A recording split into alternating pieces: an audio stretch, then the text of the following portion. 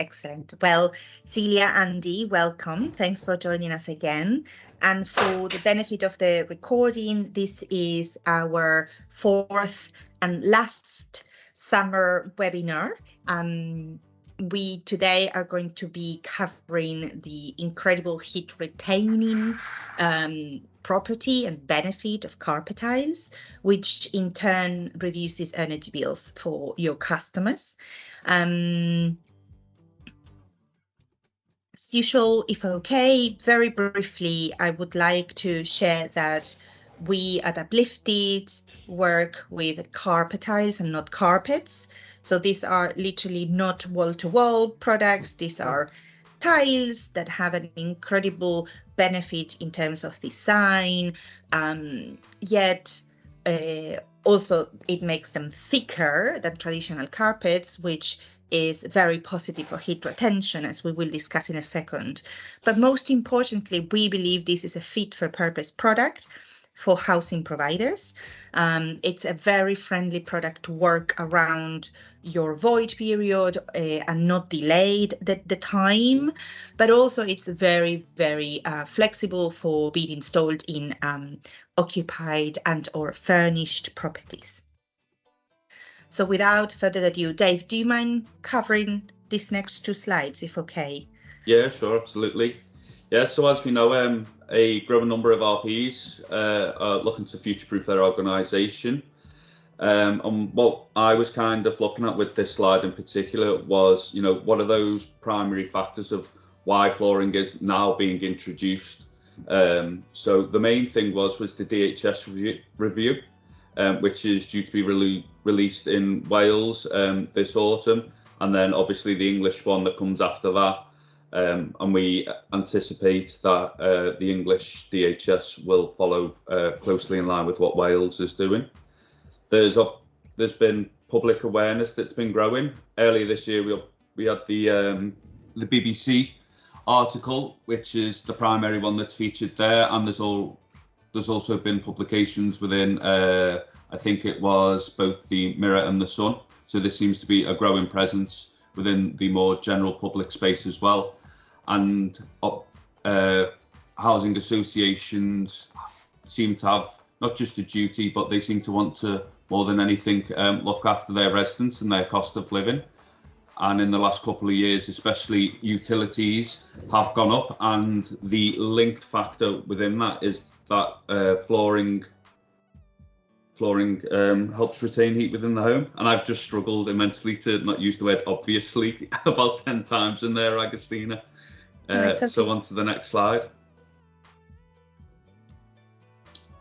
Yeah, so this slide's about heat loss in the home, and I decided to highlight the Housing Act 2004 and the Decent Home Standard. And this slide is purely posed more than anything as a question, which is that given that utility bills have increased in the past couple of years, and given the fact that heat losses through the floor up to 13%, the question is quite simply, should flooring be included when taking a fabric first approach in providing thermal comfort for your residents, especially given that we're about to enter the Great British winter and September is quite literally tomorrow? Would this be an apt time to start thinking, can we start to introduce this flooring as more of an effective mitigator, keeping heat within the home? Mm-hmm. Yes, and indeed, it's key to therefore think about, we are losing heat through the floor, and it doesn't need to be like that. And here this table compares the thermal insulation of materials that is measured in an R value. So it's 8 meters square per kilowatt. But bottom line is, it's a very good way of thinking about what's the difference in thermal resistance of these different materials. And thermal resistance is very connected to thickness, but also on the material per se. So you can have a very thick concrete versus a 1 centimeter plywood or a 1 centimeter carpet tile. And the difference in the R value, which is the thermal insulation, is considerable. versus concrete, which is probably a traditional flooring that you find in your properties before letting them.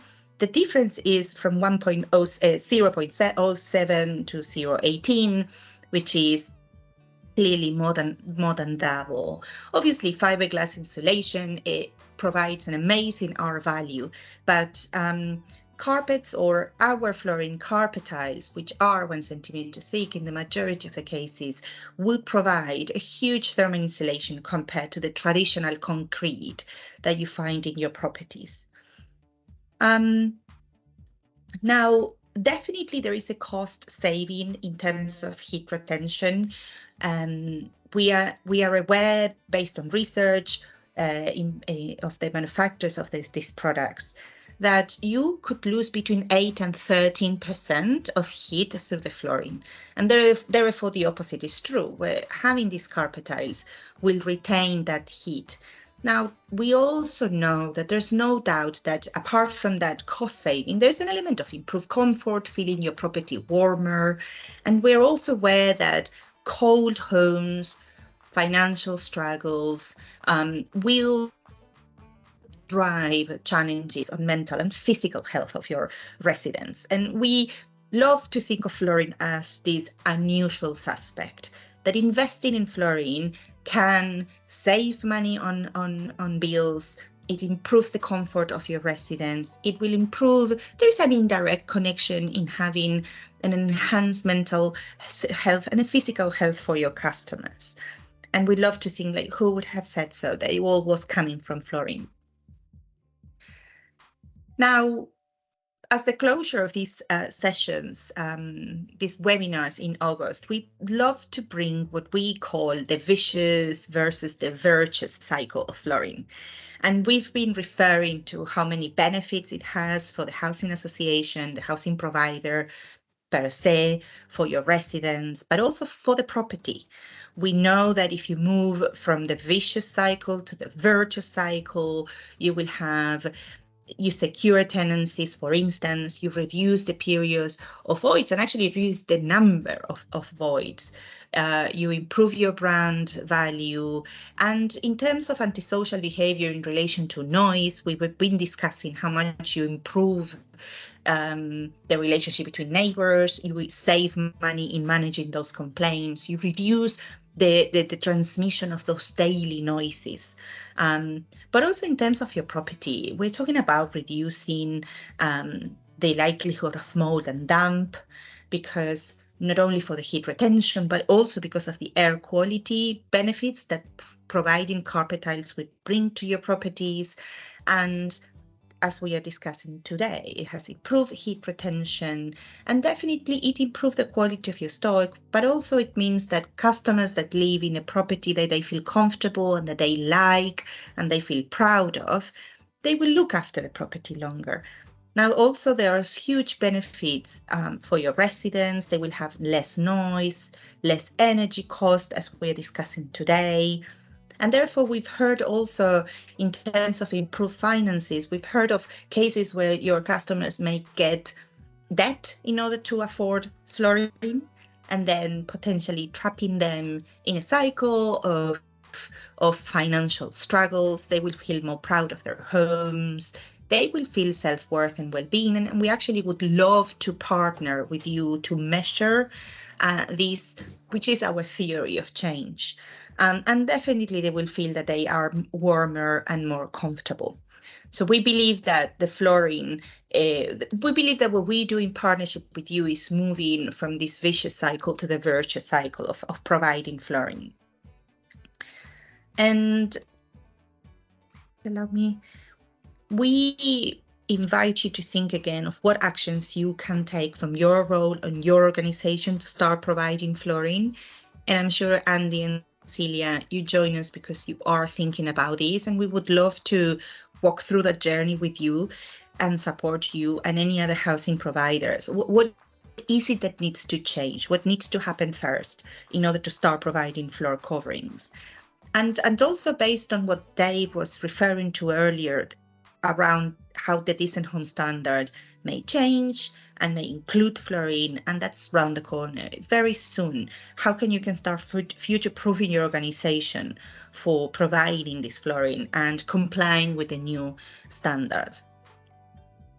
And last but not least, I'd love to share that in our website, there is a blog where you can access all the different webinars and all the different topics that we've been covering this month, but also previous ones where we invited Bromford to share their experience so far in including fluorine as part of their home standard and also working with us.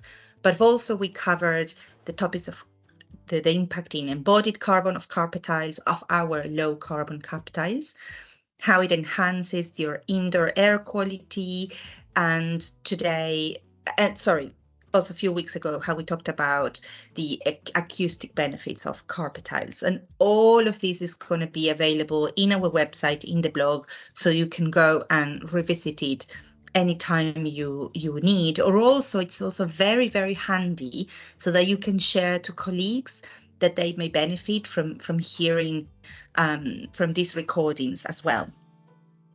And I guess that's all. Have a lovely rest of the day. Thank you for the time. Thank you, guys. You too. Bye. Thank Take you. care. Bye-bye. Bye-bye.